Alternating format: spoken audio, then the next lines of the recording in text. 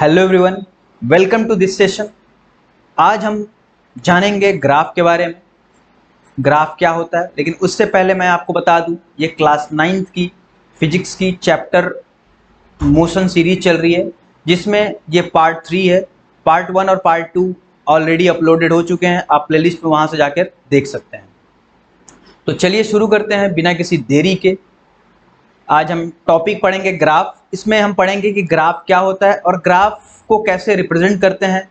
और एनसीईआरटी में तो दो कर्व दे रखे हैं ग्राफ में, एक डिस्टेंस टाइम कर्व है और दूसरा वेलोसिटी टाइम कर्व है। तो हम उसको भी कवर करेंगे और एक्स्ट्रा भी कवर करेंगे कि ग्राफ का को कैसे पढ़ते हैं और उससे कैसे न्यूमेरिकल्स को सॉल्व करते हैं। तो चलिए शुरू करते हैं ग्राफ के बारे में। तो सबसे पहले अकॉर्डिंग टू एनसीईआरटी ग्राफ होता क्या है, देखिए। Graph is it provides a convenient method to present basic information about a variety of events। अब इसका मतलब क्या होता है? इसका मतलब मैं एक सिंपल लैंग्वेज में ये बताता हूं। मान लेते हैं टोटल एक क्लास है। एक क्लास में टोटल कितने, मान लेते हैं 50 स्टूडेंट्स हैं, ठीक है। तो टोटल 50 स्टूडेंट्स हैं और एक टेस्ट कंडक्ट कराया गया, जिसमें से टेस्ट का मैक्सिमम मार्क्स है 100, ठीक है। मैक्सिमम मार्क्स 100 है और टोटल 50 स्टूडेंट्स हैं। अगर मुझे जानना है कि टोटल क्लास का एवरेज कितना है, और एवरेज भी जानने के लिए और वैसे भी कि मुझे पता करना है, एक ग्रुप ऑफ डेटा चाहिए जिससे मुझे पता हो सके कि कितने स्टूडेंट्स का कितने मार्क्स आया है। जैसे मैं अगर पूछूं कि 170 आउट ऑफ 100 कितने लोगों का आया है, ठीक है, कितने लोगों का था। या तो मैं इंडिविजुअली जाके सबसे पूछूं कि 70 कितने लोगों का आया, इसका आया, इसका। या तो मैं एक ग्राफ प्लॉट कर लूं, एक इंसान एक ग्राफ प्लॉट कर ले और उससे प्लॉट करने के बाद वो सारी डेटा, सारी इंफॉर्मेशन वो गैदर कर ले और उस पर प्लॉट कर दे अच्छे से, ठीक है। तो उससे मुझे किसी को पूछने की जरूरत नहीं पड़ेगी, इंडिविजुअली जाकर मैं इस ग्राफ को रीड कर लूंगा और मुझे पता चल जाएगा कि 70 आउट ऑफ 100 कितने लोगों का आया है, ठीक है। वो कैसे पता चलेगा, उस ग्राफ को कैसे प्लॉट करेंगे वो बताता है। वो इस इवेंट को किस तरह से स्टडी किया जाए, वो कौन प्रोवाइड कर रहा है, कौन कन्वीनियंट मेथड, ये ग्राफ प्रोवाइड कर रहा है, ठीक है। तो वही बोला है कि graph it provides a convenient method to present basic information about a variety of events, ठीक है। देखिए, अगर मुझे ग्राफ प्लॉट करना है, टोटल स्टूडेंट्स कितने थे, टोटल स्टूडेंट्स थे 100 और मैक्सिमम मार्क्स था, टोटल स्टूडेंट्स तो 50 थे ना, टोटल स्टूडेंट्स 50 थे और मैक्सिमम मार्क्स था 100। अब मुझे इसको प्लॉट करना है, तो मैं एक y एक्सिस बनाऊंगा, एक हॉरिजॉन्टल लाइन बनाऊंगा। इस पे मैं बोल दूंगा टोटल नंबर ऑफ स्टूडेंट्स और इस पे मैं बोल दूंगा मार्क्स ऑब्टेन्ड, ठीक है। टोटल नंबर ऑफ स्टूडेंट्स कितने हैं, टोटल नंबर ऑफ स्टूडेंट्स हैं 50, 1 2 3 4 एंड सो ऑन 50 तक। और मार्क्स कितने हैं, मार्क्स हैं, मेरे को मान लेते हैं ग्रुप ले लेते हैं, या फिर 1 to 50 तक मार्क्स ले लेते हैं, यहाँ से 1 2 3 अप टू 50, ठीक है। अभी मैं पूछूं कि, ठीक है, ये हो गया टोटल 50 मार्क्स। अभी मैं पूछूं कि ये मान लेते हैं ये आया होगा 25 मार्क्स, किसी के आया होगा, ये मान लेते हैं यहाँ पे 35 मार्क्स होगा। मैं पूछूंगा 25 मार्क्स कितने का है, तो टोटल तो 50 स्टूडेंट्स हैं और टोटल 50 स्टूडेंट्स मान लेते हैं 25 मार्क्स 10 बच्चों ने पाया है, ठीक है। और 35 मार्क्स 5 बच्चों ने पाया है। कुछ बच्चों ने 50 मार्क्स मान लेते हैं 2 बच्चों ने पाया है। तो मैं प्लॉट कर लेता हूँ इस बात को, किसी एक ने वो डेटा को कलेक्ट किया और यहाँ पे प्लॉट कर दिया। तो 25 मार्क्स पाने वाले कितने बच्चे हैं, 10। तो ये मार्क्स है, ये स्टूडेंट्स है, मार्क्स है 25 मार्क्स, कितने बच्चे 10। ये हो गया, यहाँ पे कहीं 10 होगा, तो मैं यहाँ पे इस पर प्लॉट कर लूँगा इसके करस्पॉन्डिंग, बिल्कुल ये मैं बोल दूंगा यहाँ पे। और 35 मार्क्स पाने वाले 5 बच्चे हैं, सॉरी ये तो 25 था ना, सॉरी सॉरी सॉरी, ये 25 मार्क्स पाने वाले कितने बच्चे हैं भाई? 10 बच्चे। ये हो गया, ये पॉइंट हो गया। 35 मार्क्स पाने वाले कितने बच्चे हैं? 5 बच्चे। ये 5 यहाँ कहीं आया होगा, तो ये रहा आपका इसके करस्पॉन्डिंग, बिल्कुल 35 और 5 दोनों के करस्पॉन्डिंग ये पॉइंट होगी, ठीक है। और 50 मार्क्स पाने वाले 2 बच्चे हैं, तो ये रहा 50 मार्क्स, कितने बच्चे? 2 बच्चे, ये रहा पॉइंट। तो अभी हमारा रिप्रेजेंटेशन हो गया। अब इसको कोई भी रीड करके आसानी से बता सकता है कि कितने स्टूडेंट्स ने कितने मार्क्स पाया। तो ये हमारा तरीका हो गया, बहुत आसान तरीका हो गया कि कई सारी कॉम्प्लेक्स चीज़ों को आसानी से रीड करना, कॉम्प्लेक्स थिंग्स को आसानी से कन्वीनियंसी के साथ रीड कर लेना। ग्राफ एक टेक्निक प्रोवाइड कराता है, ठीक है, वो टेक्निक ही है। तो ये तो हो गया डेफिनेशन के बारे में कि ग्राफ होता क्या है। अब देखिए, ग्राफ को प्लॉट करने के लिए पेपर पे हमें 2 वेरिएबल्स की ज़रूरत होती है। कितने वेरिएबल्स? 2 वेरिएबल्स। वो 2 वेरिएबल्स कौन कौन से होते हैं? एक तो वेरिएबल होता है एक्स एक्सिस पे, एक तो वेरिएबल होता है वाई एक्सिस पे। देखिए, हमें पेपर का, यहाँ पे पेपर लिखा है, इसका मतलब क्या है? पेपर हमारा जो भी होगा, पेन जो भी हम जिस पेपर पे लिख रहे होंगे वो होगा 2D, ठीक है। उस 2D पे हम सिर्फ 2 डायमेंशन दिखा सकते हैं, इसलिए हमें 2 वेरिएबल। अगर हम एक 3D प्लेन लेते हैं, अगर यहाँ पे 3D प्लेन होता तो हम यहाँ पे 3 वेरिएबल भी दिखा सकते थे बड़े आसानी से, लेकिन यहाँ पे पेपर है तो ये 2 डायमेंशनल है, तो यहाँ पे हम बड़े आसानी से 2 ही डायमेंशन दिखा सकते हैं। कैसे भी 2 डायमेंशन दिखा सकते हैं, या तो मतलब आप कोई सा भी 2 लाइन खींच दो, वो 2D ही बनेगा। कोई भी एक वेक्टर, सॉरी कोई भी एक लाइन इधर हो गया, कोई भी एक लाइन इधर हो गया, तो ये दो ही डायमेंशन दिखेंगे इसके, लेंथ और ब्रीथ। अगर मैं रेक्टेंगल बनाऊं तो इसके भी लेंथ और ब्रीथ दिखेगा, थिकनेस हाइट तो दिखेगी नहीं पेपर पे, ठीक है। तो हमें कितने वेरिएबल्स की ज़रूरत होती है? हमें 2 वेरिएबल्स की ज़रूरत होती है अगर मुझे प्लॉट करना है पेपर पे ग्राफ, तो ठीक है। अब देखिए जी,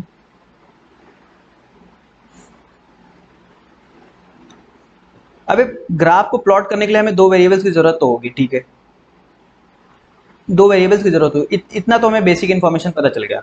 अभी ग्राफ को प्लॉट कैसे करेंगे? तो ग्राफ को प्लॉट करने के लिए सबसे पहले हमें पढ़ना पड़ेगा कोऑर्डिनेट सिस्टम, ठीक है, निर्देशांक ज्यामिति, coordinate system in 2D plane. तो उसको हम पढ़ेंगे कैसे, क्या होता है कोऑर्डिनेट सिस्टम, उसको जान लेते हैं। देखिए, ग्राफ को पढ़ने के लिए सबसे पहले अभी हम बैकग्राउंड देख रहे हैं कि क्या क्या हमें चीज़ें जरूरी है। ग्राफ क्या होता है? ग्राफ का डेफिनेशन हमने देख लिया कि ग्राफ होता क्या है, और ग्राफ को प्लॉट करने के लिए हमें 2 वेरिएबल्स की ज़रूरत होगी। मान लेते हैं एक एक्स और दूसरा वाई, और ग्राफ को कैसे प्लॉट करना है एक्स और वाई पे, हमें एक कोऑर्डिनेट सिस्टम की ज़रूरत होगी, ठीक है। कोऑर्डिनेट सिस्टम क्या होता है? कोऑर्डिनेट सिस्टम होता है, कोऑर्डिनेट सिस्टम आपने पढ़ा होगा क्लास 9th में, मैथ्स में पढ़ा होगा, ये मैथ्स का पार्ट होता है। मैं बता देता हूँ, सॉरी,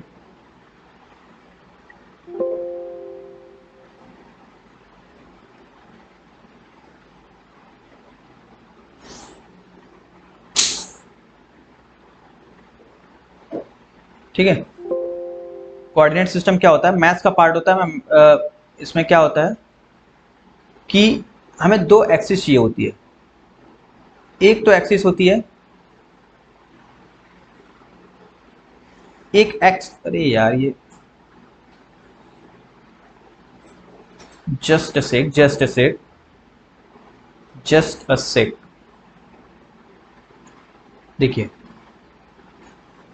एक एक्स एक्सिस होता है और दूसरा क्या होता है? वाई एक्सिस, ठीक है। एक्स एक्सिस और दूसरा वाई एक्सिस। एक्स एक्सिस वाले को हम एब्सिसा बोलते हैं, इसको क्या बोलते हैं? एब्सिसा। और वाई एक्सिस वाले को क्या बोलते हैं? Ordinate. Coordinate system, x axis और वाई एक्सिस। ये प्लस एक्स होगा ये माइनस एक्स होगा, ये प्लस वाई होगा, ये माइनस वाई होगा। ये मैथ्स का पार्ट है, क्लास 9 में हमने पढ़ा होगा कि इसको एब्सिसा बोलते हैं, इसको ऑर्डिनेट बोलते हैं। अगर मैं कोऑर्डिनेट सिस्टम पे मुझे भी कुछ डिनोट करना है, कुछ पॉइंट बताना है, लेट्स से मैं बताऊं P3,4 किधर है, P3,4 का मतलब उसका एब्सिसा कितना है 3 और उसका ऑर्डिनेट कितना है 4। एब्सिसा मतलब 3 इधर जाएंगे 4 ऊपर जाएंगे, ये हमारा पॉइंट हो जाएगा। ठीक है, तो ये कोऑर्डिनेट सिस्टम आपने पढ़ा होगा, ये एब्सिसा होता है, ये ऑर्डिनेट होता है। तो हमें दो 2D में हमें इसकी मतलब एक बेसिक नॉलेज होनी चाहिए कोऑर्डिनेट सिस्टम की। ठीक है, तो चलिए हम शुरू करते हैं। हमारा ग्राफ जो है, ग्राफ में क्या पढ़ना है हमें वो हम जानते हैं, क्या क्या प्लॉट करना है। देखिए सबसे पहले तो आता है हमारा डिस्टेंस टाइम ग्राफ। ये हमारा डिस्टेंस टाइम ग्राफ है for uniform and non uniform motion के लिए। दूसरा है displacement graph, displacement time graph. Third है स्पीड टाइम ग्राफ। फोर्थ है वेलोसिटी टाइम ग्राफ। फिफ्थ है एक्सेलरेशन टाइम ग्राफ। एनसीईआरटी में क्लास 9th लेवल पे तो acceleration time sorry velocity time graph और ये डिस्टेंस टाइम ग्राफ, ये दो ही ग्राफ दे रखा है। बट हम थोड़ा सा और एडवांस लेवल पे जाएंगे, distance time, displacement time, speed time, velocity time, acceleration time, सारे ग्राफ पढ़ेंगे जितने भी ग्राफ प्लॉट हो सकते हैं। ठीक है, तो चलिए हम शुरू करते हैं distance time graph for uniform motion. हमने लास्ट लेक्चर में, लास्ट वीडियोस में देखा था कि यूनिफॉर्म मोशन होता क्या है। यूनिफॉर्म मोशन क्या होता है? यूनिफॉर्म मोशन क्या होता है? Equal distance travelled in equal interval of time. Equal distance travelled in equal interval of time. Equal distance travelled in equal interval of time uniform motion होता है। यूनिफॉर्म मोशन का मतलब होता है कि कांस्टेंट स्पीड हो, उसकी स्पीड क्या हो? कांस्टेंट। ठीक है, नॉर्मली कांस्टेंट स्पीड होती है। Equal distance travelled in equal interval of time. तो अगर मुझे प्लॉट करने के लिए बोल दे कि डिस्टेंस टाइम ग्राफ प्लॉट करो यूनिफॉर्म मोशन का, तो मैं कैसे प्लॉट करूंगा? तो सबसे पहले मैं क्या करूंगा, कोऑर्डिनेट सिस्टम बनाऊंगा, वाई एक्सिस, एक्स एक्सिस। ठीक है, ये हो गया एक्स एक्सिस, ये हो गया वाई एक्सिस। एक्स एक्सिस पे मैं टाइम प्लॉट करूंगा। किसी भी ग्राफ को प्लॉट करने के लिए अगर टाइम के रिस्पेक्ट में ग्राफ है तो एक्स एक्सिस पे टाइम प्लॉट करेंगे, और जो वेरिएबल होगा दूसरा उसको हम डिस्टेंस, उस पर हम वाई एक्सिस पे प्लॉट कर देंगे। यहाँ पे क्या है? डिस्टेंस। देखिए सवाल आता है कि टाइम को मैंने एक्स एक्सिस पे क्यों लिया?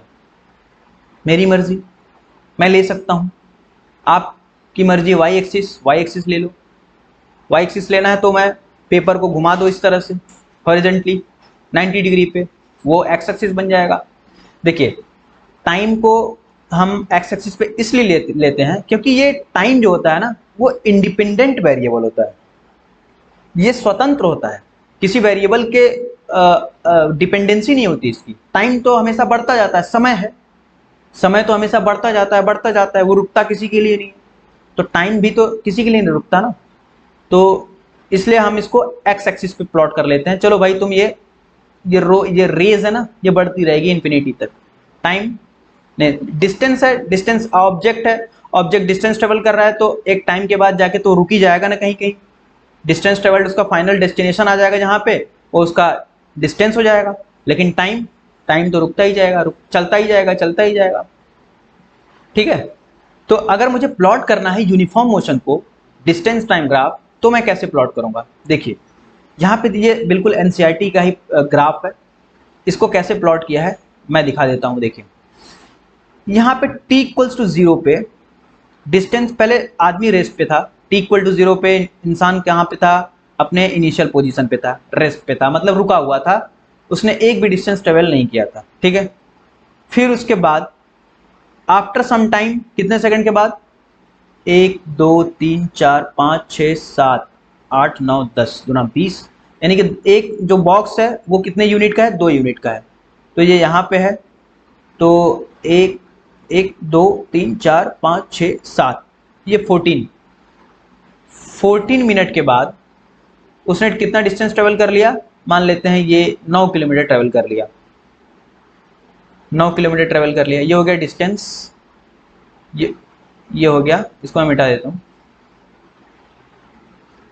इसको मैं हटा देता हूँ, इसको मैं हटा देता हूँ, मैं अच्छे से प्लॉट कर लेता हूँ। या ये हो गया टाइम, ये हो गया डिस्टेंस। टाइम जब t इक्वल्स टू 0 था तो उसने 0 डिस्टेंस ट्रेवल किया होगा। जब t equals to some time हो गया, मान लेते हैं ये कितना हो गया, मान लेते हैं ये हो गया अपना, कितना बोला था मैंने, 1 2 3 4 5 6 7 14, 14 मिनट, 14 मान लेते हैं, 14 मिनट हो गया तो उसने कितना डिस्टेंस ट्रेवल कर लिया, 9 किलोमीटर ट्रेवल कर लिया। अब उसके बाद उसका टाइम ये रहा, ये कितना है, 1 2 3 26, यानी कि उसने t इक्वल टू 26 मिनट के बाद उसने कितना डिस्टेंस ट्रेवल कर लिया, इतना डिस्टेंस। ये कितना है, कितना है ये 10 हो गया, ये 12, ये 14, 16 हो गया, 16 किलोमीटर ट्रेवल कर लिया। इसी तरह टाइम बढ़ता गया और डिस्टेंस भी ट्रेवल आगे बढ़ता गया। देख रहे हैं आप, देख रहे हैं इसको। अगर मैंने टाइम को फिर यहाँ पे क्या किया, देखिए ये तो ग्राफ जो, सॉरी देखिए ये जो ग्राफ है ना, जो ग्राफ यहाँ पे दे रखा है वो फाइनल ग्राफ है, ये फाइनल प्लॉट बन गया है। ठीक है, ये प्लॉट हुआ कैसे होगा वो मैं बता रहा हूँ। टाइम t इक्वल्स टू 0 पे डिस्टेंस उसने 0 किलोमीटर ट्रेवल किया होगा। टाइम t को एक ऑब्जर्वेशन टेबल बनी होगी, ये ऑब्जर्वेशन टेबल है। Time t equals to 14 minute पे 9 किलोमीटर ट्रेवल किया होगा, 26 मिनट पे 16 किलोमीटर ट्रेवल किया गया, एंड सो ऑन, ऐसे ही चलता गया होगा, ऐसे ही डिस्टेंस उसने ट्रेवल किया होगा। तो उसने क्या किया फिर उसके बाद ऑब्जर्वेशन टेबल बनाने के बाद उसने एक ग्राफ प्लॉट करना शुरू कर दिया। पहले तो एब्सीसा बनाया, ऑर्डिनेट बनाया। एब्सीसा पे उसने क्या लिया, एक्स एक्सिस पे क्या लिया उसने, टाइम लिया होगा, और वाई एक्सिस पे क्या लिया उसने, डिस्टेंस लिया होगा। ठीक है, टाइम को उसने मिनट में कैलकुलेट किया था तो मिनट में लिया होगा, डिस्टेंस को उसने किलोमीटर में कैलकुलेट किया था तो किलोमीटर में लिया होगा। अब देखा होगा कि क्या देखा होगा, देखते हैं। टाइम जब 0 था तो उसने देखा कि उसने 0 किलोमीटर ट्रेवल किया था तो 0 हो गया। टाइम जब 14 था, टाइम जब 14 कहीं इधर कहीं रहा होगा, टाइम 14 मिनट था तो उसने कितना डिस्टेंस ट्रेवल किया, 9 किलोमीटर। तो ये कहीं इधर कहीं 9 रहा होगा, मान लो तो ये 10 है, 20 है, 30 है, 40 है, ये 20 है, 40 है, 60 है। तो जब 14 मिनट था तो उसने 9 किलोमीटर यहाँ कहीं ट्रेवल किया होगा, 9 यहाँ कहीं आएगा, यहाँ कहीं ट्रेवल किया। फिर time t equal to 26 minute पे उसने 16 किलोमीटर ट्रेवल किया, 16 कहीं यहाँ कहीं आएगा, 26 मिनट पे 26 मिनट यहाँ कहीं आएगा, यहाँ ट्रेवल किया। फिर एंड सो ऑन, ट्रेवल करते करते उसने देखा, सारे पॉइंट्स को उसने कवर कर लिए, सारे टाइम और सारे डिस्टेंस को। तो उसने यहाँ से एक ग्राफ प्लॉट करना शुरू किया, एक्सिस से सारे पॉइंट्स को, सॉरी ओरिजिन से सारे पॉइंट को मिलाना शुरू किया। जब ओरिजिन से सारे पॉइंट को मिलाना शुरू किया तो उसने पाया, क्या पाया उसने क्या पाया, देखिए उसने पाया, एक मिनट, उसने क्या पाया मैं बता रहा हूं क्या पाया।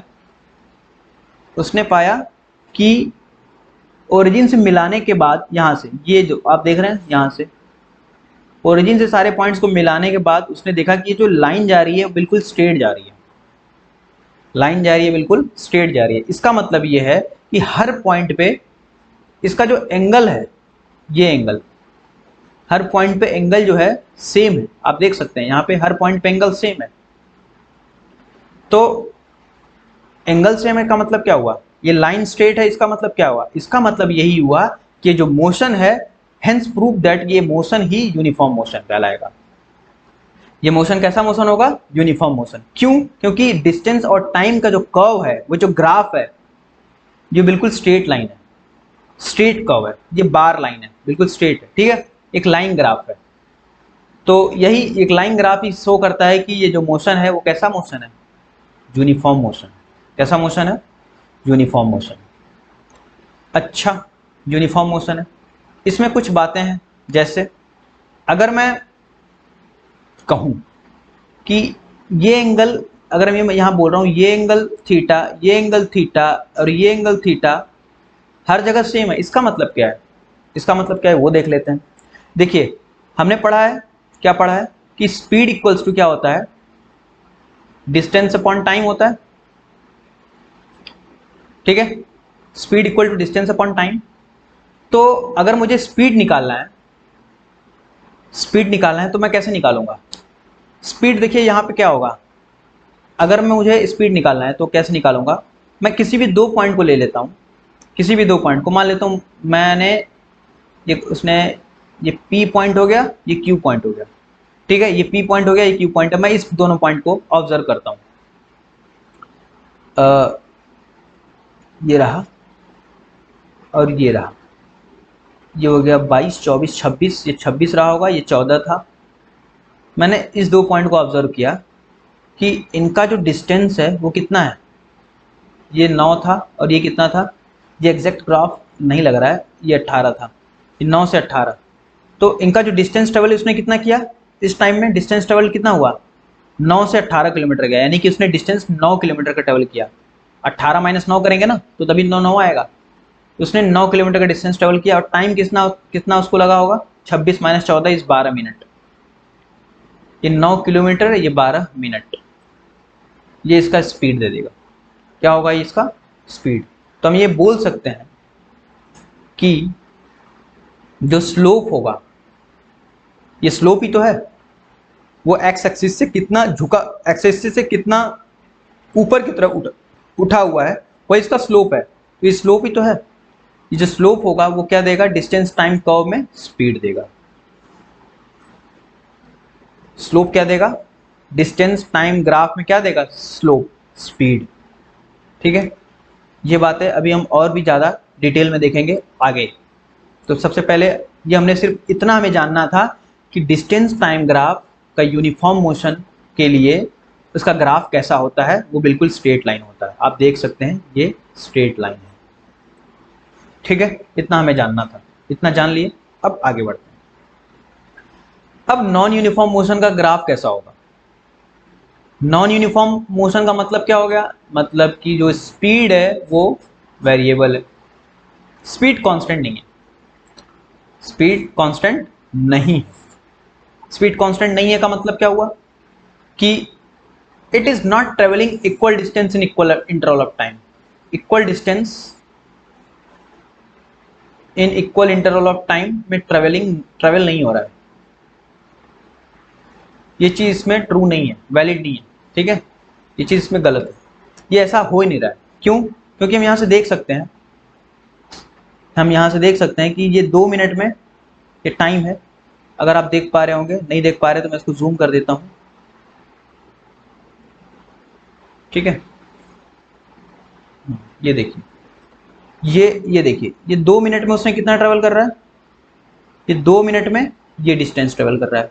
ये कितना डिस्टेंस हो सकता है, ये एक किलोमीटर, ये डिस्टेंस 1 किलोमीटर, डिस्टेंस मीटर में, सॉरी, डिस्टेंस अगर मीटर में है तो ये 2 मिनट में 1 किलोमीटर ट्रेवल कर रहा है। ये अगले 4 मिनट में ये 4 मीटर ट्रेवल कर रहा है, और 6 मिनट में कितना ट्रेवल कर रहा है, ये 9 मीटर ट्रेवल कर रहा है। यानी कि 2 मिनट में ये टाइम हो गया और ये हो गया डिस्टेंस। 2 मिनट में कितना, 1 किलोमीटर, 1 मीटर, ये मीटर में हो गया, ये मिनट में हो गया। 2 मिनट में 1 मीटर, और फिर ये 4 मीटर, क्या हो रहा है, ये 4 मीटर, 4 मिनट में 4 मीटर, क्या हो रहा है, 4 मीटर। फिर उसके बाद ये 6 मिनट में 9 मीटर, फिर उसके बाद क्या, फिर ये 8 मिनट में कितना, 8 मिनट में ये ट्रेवल कर रहा है 16 मीटर। ठीक है, ये 8 मिनट में 16 मीटर ट्रेवल कर रहा है, 8 मिनट में 16। तो हम देख सकते हैं यहाँ से डिस्टेंस का डिफरेंस कितना है, सॉरी, ये डिस्टेंस का डिफरेंस कितना है, 5, और यहाँ पे डिफरेंस कितना है, 7। टाइम का डिफरेंस तो सेम है, टाइम का डिफरेंस सेम है, इंटरवल ऑफ जो टाइम है वो सेम है, लेकिन डिस्टेंस का इंटरवल सेम नहीं है। यहाँ पे 5 का डिफरेंस है तो यहाँ पे 7 का डिफरेंस है, तो आगे एंड सो ऑन चेंज है। यानी कि उसने प्लॉट किया होगा, जो मोशन आया होगा वो कुछ नॉन यूनिफॉर्म आया होगा, मतलब कुछ इस तरह से आया होगा। अगर उसने प्लॉट करने के बाद सारे पॉइंट्स को कवर कर लिया, 2 मिनट में उसने इतना चला, 4 मिनट में इतना, 6 मिनट में इतना, 8 मिनट में इतना, 10 मिनट में इतना, 12 मिनट में इतना, तो उसको फिर ओरिजिन से सबको मिलाने बैठा, तो जो लाइन आई, वो जो कर्व आया, टेढ़ा मेढ़ा आया कुछ इस तरह से, ठीक है। ये कर्व आया। अब ये कर्व आया तो हम कैसे बोल सकते हैं कि मोशन यूनिफॉर्म है ही नहीं, क्योंकि इक्वल डिस्टेंस ट्रेवल कर ही नहीं रहा, इक्वल इंटरवल ऑफ टाइम है, तो मोशन इज नॉन यूनिफॉर्म। तो नॉन यूनिफॉर्म मोशन के लिए जो ग्राफ जो कर्व आएगा वो किस तरह से आएगा, वो कर्व आएगा, बिल्कुल टेढ़ा आएगा। जो ग्राफ प्लॉट होगा वो एनी कर्व बन सकता है, any curve except straight line. ये ऐसा कुछ कर्व बनेगा, कुछ इस तरह से बन सकता है, या कुछ इस तरह से बन सकता है, या कुछ इस तरह से बन सकता है, कैसा भी कर्व बन सकता है, ठीक है। बस वो ऐसा कर्व नहीं बनेगा, कैसा कर्व, इस तरह से कर्व नहीं बनेगा ओरिजिन से प्लॉट करने पे, ठीक है। ये कहाँ से बनेगा, ये तो कभी बनेगा ही नहीं, ये नॉट पॉसिबल, ये नॉट पॉसिबल। ये पॉसिबल होगा जब ये ओरिजिन से प्लॉट होगा, ठीक है। हमेशा ओरिजिन से प्लॉट करना है, ये नहीं कि ये ऊपर से प्लॉट कर दिया, ऊपर से प्लॉट करेंगे नहीं, t=0 पे ये ऑलरेडी 4 किलोमीटर कैसे इतना डिस्टेंस ट्रेवल कैसे कर लेगा जब वो अपने इनिशियल पोजीशन पे, ये तो इनवैलिड हो गया ना। हो तो ये हो गया, ठीक है। तो इतनी बातें हो गई इसमें। अभी ये तो नॉन यूनिफॉर्म मोशन के लिए होगा, तो नॉन यूनिफॉर्म मोशन का की पॉइंट्स क्या है, की पॉइंट यही है कि उसका जो कर्व बनेगा बिल्कुल टेढ़ा मेढ़ा सा बनेगा, बिल्कुल जिगजैग, ठीक है। और यूनिफॉर्म मोशन के लिए, यूनिफॉर्म मोशन का कर्व कैसा बनेगा, स्ट्रेट लाइन बनेगा, बिल्कुल लाइन बनेगा, स्ट्रेट लाइन, ठीक है। अब देखते हैं आगे। देखिए जैसे ये क्वेश्चन है, क्या है जी क्वेश्चन, ये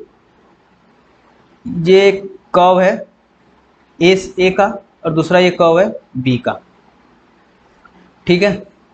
तो इसमें बताना है कि दोनों की स्पीड के रिलेशन में क्या होगा, क्या फर्क होगा, दोनों के स्पीड में क्या होगा relation, speed of A and speed of B. तो स्पीड मैंने क्या बताया था, स्पीड क्या बताया था, speed is nothing but the slope, speed slope क्या था, डिस्टेंस अपॉन टाइम। ये डिस्टेंस टाइम कर्व है, ये डिस्टेंस टाइम का कर्व है, ठीक है। तो इसका जो स्लोप होगा वो क्या देगा, स्पीड देगा, और स्पीड इसका स्लोप स्पीड देगा।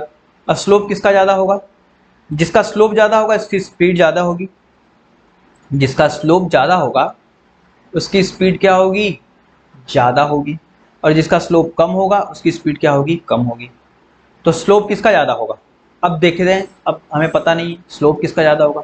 स्लोप उसका ज़्यादा होगा, स्लोप उसका ज़्यादा होगा जिसका थीटा ज़्यादा होगा, जिसका थीटा ज़्यादा होगा। स्लोप मतलब slope is nothing but the tan theta, tan theta होता है। तो जिसका थीटा और tan थीटा, अगर थीटा इंक्रीजिंग है तो tan थीटा भी इंक्रीजिंग होगा। देखिए जिसका थीटा ज़्यादा होगा उसका स्लोप ज़्यादा होगा। तो यहाँ पे देख सकते हैं कि थीटा किसका ज़्यादा है, थीटा किसका ज़्यादा है, ये मान लेते हैं ये θ1 हो गया।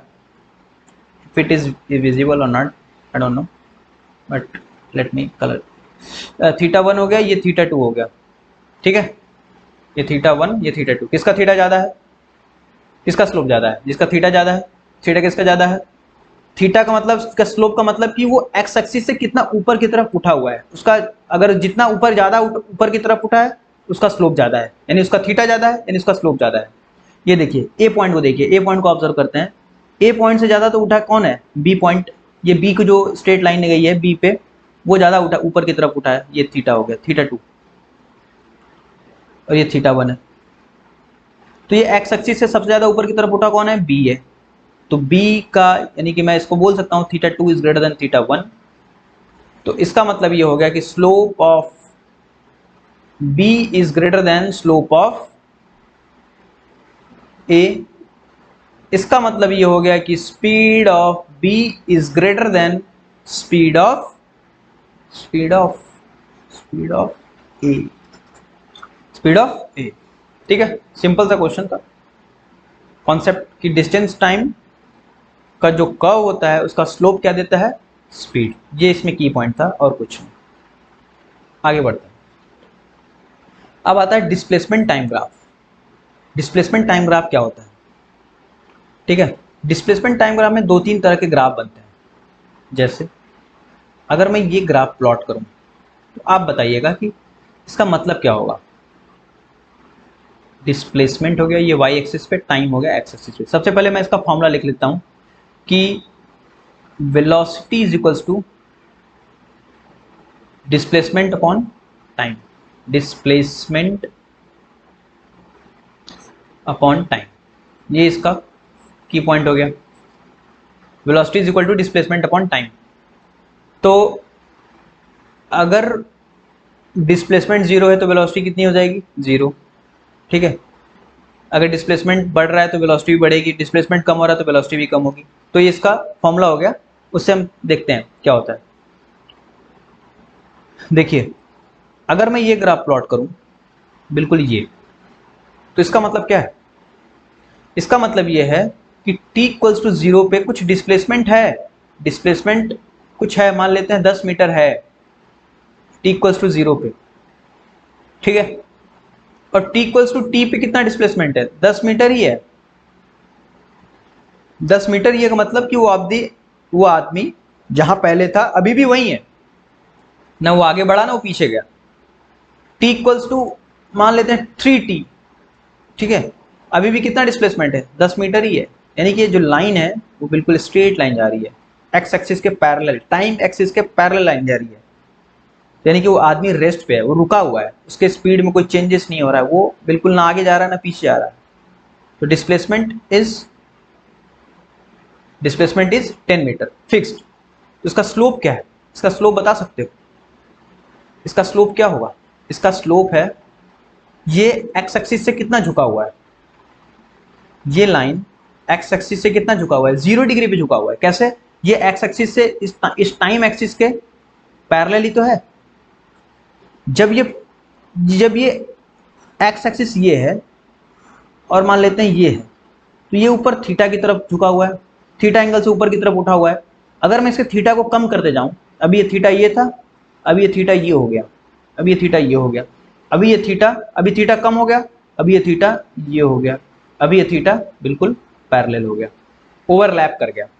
ठीक है, तो थीटा तो कितना हो गया? अभी थीटा हो गया लगभग लगभग क्या, एग्जैक्टली जीरो हो गया। तो जब थीटा जीरो हो गया तो स्लोप जीरो हो गया, जब स्लोप जीरो हो गया तो डिस्प्लेसमेंट अपॉन स्लोप क्या देता है? इसका स्लोप क्या होगा? Slope is equals to slope की स्पेलिंग भी नहीं आती, slope is equals to slope क्या होगा? Displacement upon time. और ये डिस्प्लेसमेंट अपॉन टाइम क्या होता है? वेलोसिटी। अगर स्लोप जीरो है तो वेलोसिटी क्या हो जाएगी? जीरो हो जाएगी, वेलोसिटी जीरो हो जाएगी। एक तो ये कर्व हो जाता है। ठीक है, अब देखते हैं दूसरा कर्व क्या होता है। डिस्प्लेसमेंट टाइम में और कौन से कर्व बन सकते हैं? कर्व बनने को बहुत सारे बन सकते हैं। डिस्प्लेसमेंट ये हो गया टाइम, दूसरा कर्व बन सकता है, मान लेते हैं t इक्वल्स टू जीरो पे कुछ, ये तो पॉजिटिव था, ये कर्व बन सकता है क्या? ये t इक्वल्स टू जीरो, ये मान लेते हैं s इक्वल्स टू -10, ये बन सकता है, बिल्कुल बन सकता है, क्योंकि डिस्प्लेसमेंट पॉजिटिव भी हो सकता है, नेगेटिव भी हो सकता है। ठीक है, इसके पास डायरेक्शन होता है, तो पॉजिटिव नेगेटिव कहीं पे भी हो सकता है। और इसका मतलब भी क्या है? इसका मतलब यही है कि वो आदमी कहीं s इक्वल्स टू -10 पे जाके रुका हुआ है, इसका मतलब यही है। ठीक है, तो ये हो गया। अभी और भी कर्व बन सकते हैं, जैसे ये हो गया डिस्प्लेसमेंट, ये हो गया टाइम, ये बन गया डिस्प्लेसमेंट टाइम का कर्व। इसका मतलब क्या है? इसका मतलब कि time t equals to zero पे तो डिस्प्लेसमेंट जीरो था, जैसे ही टाइम t इक्वल्स टू 1 हुआ डिस्प्लेसमेंट ये हो गया, t इक्वल्स टू 2 हुआ डिस्प्लेसमेंट ये हो गया, t इक्वल्स टू 3 हुआ डिस्प्लेसमेंट y कोऑर्डिनेट क्या हो गया? ये हो गया।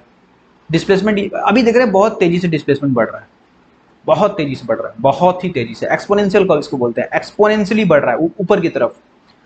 तो टाइम बढ़ रहा है, यानी कि ये मोशन बिल्कुल ही कैसा है? नॉन यूनिफॉर्म सा मोशन है।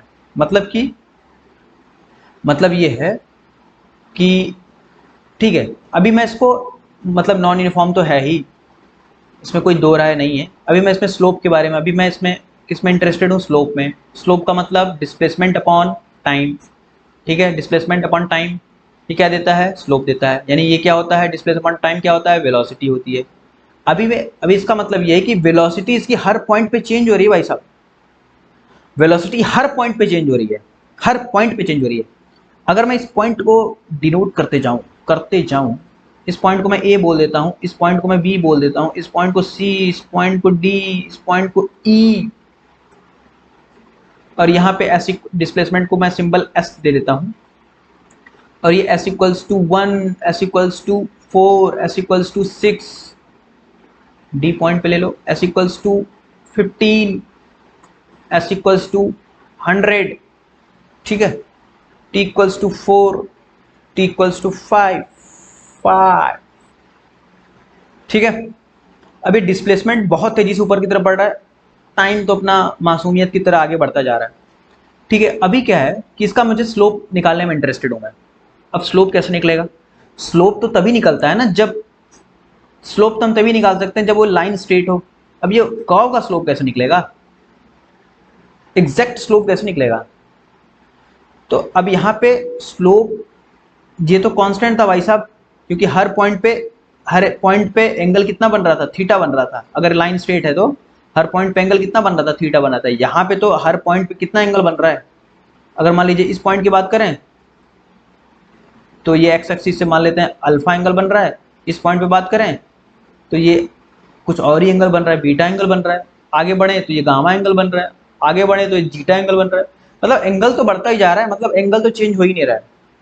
Angle is not constant. If angle is not constant then slope is also not constant. Slope भी कांस्टेंट नहीं है, स्लोप भी कांस्टेंट नहीं है। तो वेलोसिटी के बारे में क्या ख्याल है जब स्लोप कांस्टेंट नहीं है? तो वेलोसिटी के बारे में क्या ख्याल है भाई साहब? देखिए वेलोसिटी के बारे में ख्याल ये है, अब यहाँ पे जो वेलोसिटी आएगी ना वो हर पॉइंट पे अलग अलग आएगी। उस पॉइंट पे तो अगर ये स्ट्रेट लाइन थी तो हर इस पॉइंट पे वेलोसिटी सेम थी, हर पॉइंट पे वेलोसिटी क्या थी? सेम। अच्छा वो कर्व बनाया कि नहीं मैंने? वो बनाया होगा मेरे ख्याल से, हाँ बनाया था। हर पॉइंट पे वेलोसिटी सेम थी, लेकिन यहाँ पे हर पॉइंट पे वेलोसिटी चेंज हो रही है, वेलोसिटी चेंज हो रही है। अब कैसे चेंज हो रही है वो देखते हैं। इस पॉइंट पे हम एक स्लोप हमें पता करना है। इस पॉइंट पे स्लोप अगर मुझे पता करना है, मान लेते हैं v at a, relation between v at a and v at d, तो मैं कैसे पता करूंगा? स्लोप से पता करूंगा कि v a और vd में क्या रिलेशन हो सकता है। v a और vd बराबर हैं, v a और vd बराबर हैं, या v a बड़ा है vd से, या v a छोटा है vd से, या NOTA, none of the above, कुछ भी रिलेशन नहीं है। मतलब कुछ भी, मतलब यही तीनों रिलेशन बन सकता है और तो क्या ही बनेगा, ठीक है। तो हमें पता करना है, तो हम कैसे पता करेंगे? हमारे पास में एक ही टूल है, स्लोप। तो हम अगर ये कर्व दे रखा है, हमें बिल्कुल एग्जैक्ट कर्व दे रखा होगा तो हम स्लोप पता करेंगे। देखिए ए पॉइंट स्लोप पता करते हैं। मैं चेंज कलर कर लेता हूँ, कलर चेंज कर लेता हूँ। तो ए पॉइंट पे अगर मैं स्लोप ड्रॉ करूँ, स्लोप का मतलब होता है टेंजेंट। टेंजेंट तो पढ़ा होगा 9th में। ये कर्व है, इस तरह से ये सर्कुलर कर्व है, तो यहाँ पे एक टेंजेंट ड्रॉ करूंगा। ये टेंजेंट ड्रॉ कर दिया, टेंजेंट बिल्कुल बिल्कुल कैसे, ठीक है। ये एक टेंजेंट ड्रॉ कर दिया मैं इस पॉइंट पे। मैं फिर से बना लेता हूँ, चलो इसी में बनाऊंगा ना।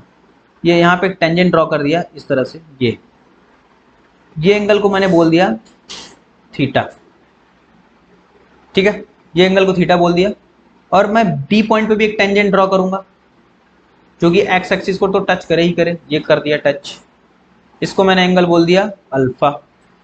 अब मुझे रिलेशन पता करना है थीटा और अल्फा में, क्योंकि अगर मुझे थीटा और अल्फा में रिलेशन पता चल जाएगा तो मुझे स्लोप का रिलेशन पता चल जाएगा। अगर मुझे स्लोप का रिलेशन पता चल गया तो भाई साहब वेलोसिटी का भी रिलेशन पता हो जाएगा। तो थीटा और अल्फा में क्या रिलेशन है वो देखते हैं। थीटा और अल्फा में क्या रिलेशन है? मैंने बोला था कि जैसे जैसे एंगल एक्स एक्सिस से ऊपर की तरफ, जैसे जैसे ऊपर की तरफ बढ़ता जाएगा, जैसे जैसे लाइन ऊपर की तरफ बढ़ता जाएगा, उसका एंगल क्या होगा? बढ़ता जाएगा। उसका एंगल बढ़ता जाएगा। जैसे जैसे नीचे की तरफ आएगा तो उसका एंगल क्या होगा, एक्स एक्सिस से कम होता जाएगा। ठीक है, तो ये एक्स एक्सिस से सबसे ऊपर कौन है, मतलब एक्स एक्सिस से कौन लाइन, कौन टेंजेंट सबसे ऊपर है, एक्स एक्सिस से ऊपर सबसे टेंजेंट कौन सा है, ये एंगल अल्फा है, ये एंगल थीटा है, ये टेंजेंट ऊपर है। डी के पॉइंट का जो टेंजेंट है ए के पॉइंट के टेंजेंट से ऊपर है, यानी इसका मतलब ये है कि इसका एंगल अल्फा बड़ा है थीटा से, alpha is greater than theta. If alpha is greater than theta then slope at point D is greater than slope at point A। बहुत डिटेल में बता दिया, slope at point D is greater than slope at point A, तो hence velocity at point D is greater than velocity at point A।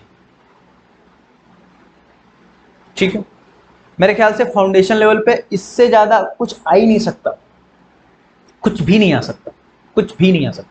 इसी में से जो भी आएगा इसी में से क्वेश्चन बन जाएंगे, और कोई अलग से रॉकेट साइंस नहीं बनेगा। तो V at D is greater than B at A। ठीक है, ये हमें पता चल गया V D और A में रिलेशन क्या है। अच्छा, अगर मैं आपसे पूछूं B पॉइंट पे और C पॉइंट पे क्या रिलेशन होगा, तो देख रहे हो आप कि ये B, अगर मैं C पे एक टेंजेंट ड्रॉ करूं और एक मैं B पे टेंजेंट ड्रॉ करूं, तो जो C का जो टेंजेंट है वो ज़्यादा बड़ा है, तो जो C का जो टेंजेंट का जो स्लोप है, जो एंगल है वो ज़्यादा बड़ा है, तो मैं ये बोल सकता हूँ ये angle at point, angle from the x-axis at point C is greater than angle from the x-axis at point B, hence BC is greater than BB। ठीक है, BC is greater than BB। Okay, अब देखिए ये displacement time graph का, अब तो ये का हो गया। अब आगे बढ़ते हैं, आगे बढ़ना पड़ेगा, आगे बढ़ना पड़ेगा। ये देखिए अभी हम नेक्स्ट कर्व देखते हैं, हमने कौन सा कर्व देख लिया, तीसरा कर्व, ये चौथा कर्व होगा। डिस्प्लेसमेंट टाइम ग्राफ का ये भी कर्व बन सकता है, कौन सा कर्व, मान लेते हैं t इक्वल्स टू 0 पे डिस्प्लेसमेंट कुछ रहा होगा, let say 5 metre, t equals to 10 second पे डिस्प्लेसमेंट रहा होगा, लेट से 20 मीटर। ठीक है, t इक्वल्स टू 0 पे कितना था, 5 metre, 5 metre, t equal to 10 पे 20 मीटर, ये पॉइंट हो गया, ये पॉइंट हो गया, और t इक्वल्स टू 30 पे डिस्प्लेसमेंट हो गया, कितना डिस्प्लेसमेंट, कितना